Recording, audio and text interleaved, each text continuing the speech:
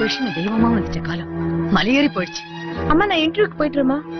நீ ஒண்ணும் வேலைக்கு போய் சம்பாதிக்க வேண்டியதில்லை. ஏமா?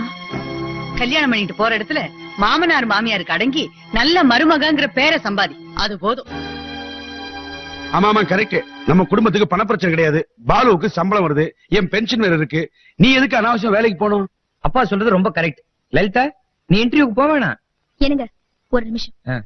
ஏத்த வேலைக்கு போற பொண்ணுங்க புருஷனை மதிக்க மாட்டாங்கன்னு ஏன் நீங்களே தப்பு கணக்கு போட்டுக்கிறீங்க? பொண்ணுங்க சம்பாதிக்கிறது பிறந்த வீட்டுக்காக இல்ல. தாலி கட்டின புருஷன் ஒருவேளை தருதலையா இருந்து அவளை விட்டுட்டு போயிட்டான்னு வச்சுக்கோங்க. சேச்சே, நாங்க லலிதாக்கு அப்படிப்பட்ட புருஷன் பார்க்க மாட்டோம். கொஞ்சம் சும்மா இருக்கீங்களா? சரி தாயே. இந்த ஊர்ல அபய நிலையம் எங்க இருக்குன்னு தேடி அவ அப்ளிகேஷன் போடணுமா, இல்ல நல்ல தங்க காலத்து பொண்ணுங்க மாதிரி கிணத்துல விழுந்து தற்கொலை செஞ்சுக்கணும்னு ஆசைப்படுறீங்களா?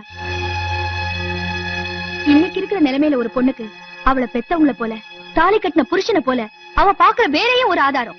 உமா சொல்றதுதான் கரெக்ட். லலிதா, நீ உடனே இன்டர்வியூக்கு போற.